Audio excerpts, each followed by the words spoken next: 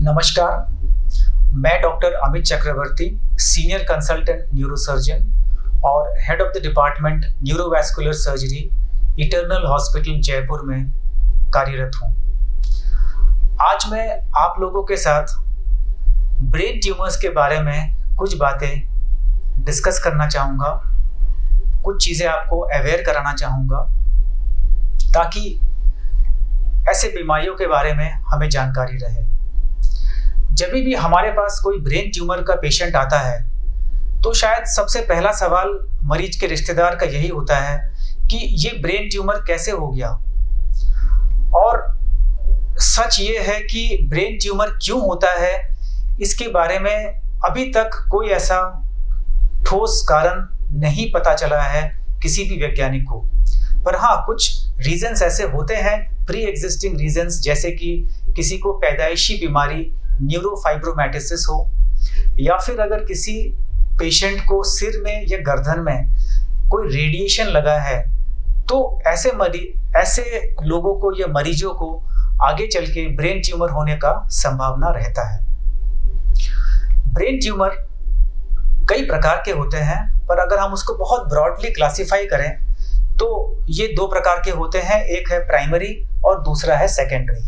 Primary से मतलब होता है वो ट्यूमर्स जो ब्रेन से ही पनपता है और ब्रेन में ही रहता है। और सेकेंडरी से मतलब होता है जो शरीर के दूसरे किसी हिस्से से या किसी ऑर्गन से कैंसर स्प्रेड होकर ब्रेन में अगर आता है तो उसको सेकेंडरी ब्रेन ट्यूमर कहते हैं। और कोई भी ट्यूमर कैंसर भी हो सकता है या सादा गांठ भी हो सकता है, और कुछ होते हैं जो सादा गांठ और कैंसर के बीच के होते हैं, जो कि हम वेरियस ग्रेड्स में डिवाइड करते हैं। ब्रेन में जब भी ट्यूमर होता है वो जरूरी नहीं है कि जो कैंसर वाली गांठ है वो ज्यादा नुकसान करेगा और जो सादा गांठ है वो कम नुकसान करेगा। ब्रेन के ट्यूमर होने से जो परेशानी मरीज को होता है उसके कारणों को अगर डिवाइड करें तो वो 3 मेजर कारण से होता है। पहला कारण होता है कि ट्यूमर अगर अपने वॉल्यूम या साइज के कारण से ब्रेन में प्रेशर पैदा करता है। जब भी ट्यूमर ब्रेन में होता है तो ब्रेन एक क्लोज्ड कैविटी होती है। हमें कुदरत ने एक स्कल दिया है, एक हेलमेट की तरह, जो एक क्लोज्ड कैविटी है।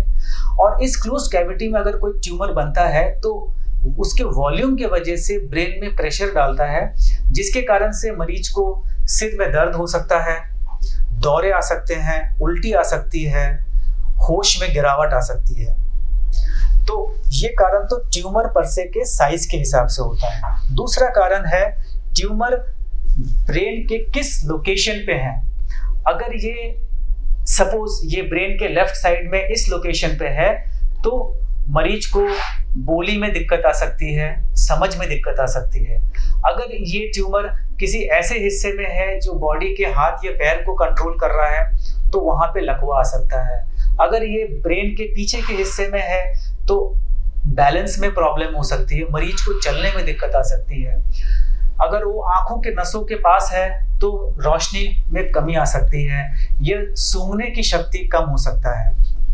तो डिपेंडिंग ऑन द लोकेशन और जिन नर्व्स में ये ट्यूमर दबाव कर रहा है वो कुछ सिम्टम्स पैदा करते हैं। तीसरा कारण होता है, हम सबके दिमाग में एक पानी का रिजर्वायर है, ये पानी का बैलून है, जिसको हम मेडिकल टर्म में वेंट्रिकल कहते हैं। अगर ये ट्यूमर इस वेंट्रिकल में जो लगातार पानी बन रहा है और रीढ़ के हड्डी में उतर रहा है, अगर इस फ्लो को कहीं ना कहीं वो रोक देता है तो ब्रेन में पानी के प्रेशर के बढ़ने से कई प्रॉब्लम्स आ सकते हैं, जैसे कि सिर में दर्द होना, आंखों के नस में पानी का दबाव होने से रोशनी का चले जाना, और अचानक से ऐसे मरीज कई बार बेहोश या कोमा में चले जाते हैं।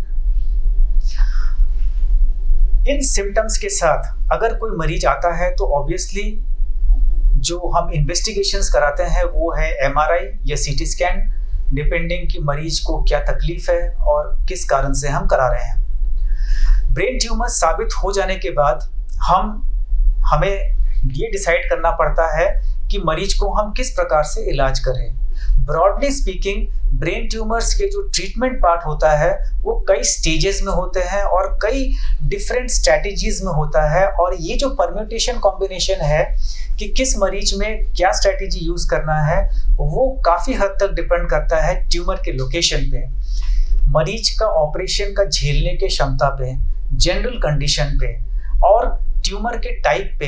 अगर वो बहुत ही मैलिग्नेंट ये कैंसरस ट्यूमर है और हमें मालूम है कि मरीज का सारे इलाज के बाद भी लाइफ स्पैन बहुत कम है, तो उसमें भी हमें स्ट्रैटेजी को चेंज करना पड़ता है। In spite of all that, more than 90% tumours में इलाज का जो तरीका होता है, पहला तरीका होता है वो है ऑपरेशन।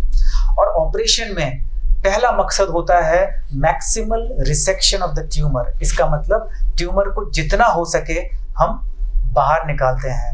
अनलाइक शरीर के दूसरे अंग में जब ट्यूमर होता है तो हमारा गोल होता है टोटल रिसेक्शन, जिसमें हम ट्यूमर को पूरी तरीके से निकालने का प्रयास करते हैं और कई बार हो जाता है।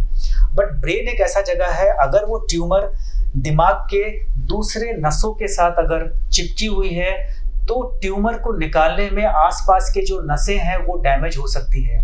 इसीलिए इसमें स्ट्रैटेजी होता है इंट्रा ट्यूमरल डिकम्प्रेशन, मतलब हम ट्यूमर के अंदर जाके ट्यूमर को अंदर से खोखला करते हैं और उसके बाहर की जो परत होती है जिससे बाकी नसें चिपकी हुई है उसको हम छोड़ देते हैं। इसका सबसे बड़ा गोल होता है कि हमें ट्यूमर का टिश्यू मिल जाता है बायोप्सी के लिए, जो हमें ये बताता है कि ये किस प्रकार का ट्यूमर है। दूसरा, हम ट्यूमर को साइज जब कम कर देते हैं तो मरीज का सिर में दर्द होना, दौरे के आना, उल्टी होना, नसों में जो दबाव है वो हम कम कर देते हैं और मरीज की क्वालिटी ऑफ लाइफ अच्छी हो जाती है। टोटल लाइफ स्पैन कितना रहेगा मरीज का वो डिपेंड करेगा कि वो ट्यूमर किस प्रकार का आता है। अगर वो सादा गांठ है तो कई बार लाइफ स्पैन काफ़ी अच्छी रहती है, दोबारा ये ट्यूमर नहीं पनपता है। पर अगर वो बायोप्सी में ट्यूमर में कुछ कैंसर के लक्षण आते हैं तो मरीज को हम नेक्स्ट स्टेज ऑफ ट्रीटमेंट पे लेके जाते हैं, जिसमें हम रेडियोथेरेपी यानी कि सिकाई करवाते हैं और कीमोथेरेपी की भी जरूरत पड़ सकती है। एक चौथा मोडालिटी ऑफ ट्रीटमेंट होता है gamma knife therapy. Gamma knife therapy हम उन मरीजों को ऑफर करते हैं जिनके ट्यूमर की साइज 2 सेंटीमीटर से छोटी होती है और वो दिमाग के कुछ ऐसे लोकेशन पे होते हैं जहां पे पहुंचना काफी डेंजरस है सर्जिकल रूट के थ्रू। इन केसेस में गामा नाइफ एक प्रकार का किरण होती है जिससे हम ट्यूमर को जलाते हैं। हालांकि इसमें रिजल्ट्स आने में 2 से 3 साल लग जाता है, पर ये अपने आप में सर्जिकल जो कॉम्प्लिकेशंस होने के चांसेस है ये काफ़ी कम कर देते हैं। ट्यूमर को निकालने के जो तरीके होते हैं ऑपरेशन से, वो दिन पे दिन इसमें टेक्नोलॉजी काफ़ी एडवांस हो रहा है और माइक्रो सर्जरी और minimally invasive surgery, endoscopic surgery, ये कई प्रकार से हम ट्यूमर को निकालते हैं। कुछ ट्यूमर्स जो नाक के थ्रू हम निकाल सकते हैं उनको हम नाक के थ्रू भी निकालते हैं।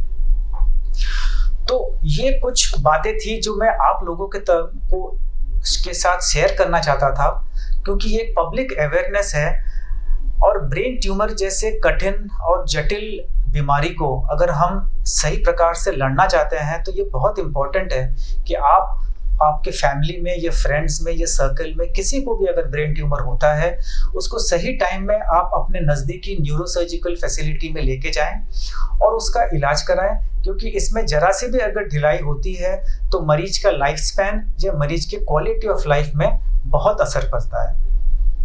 Thank you.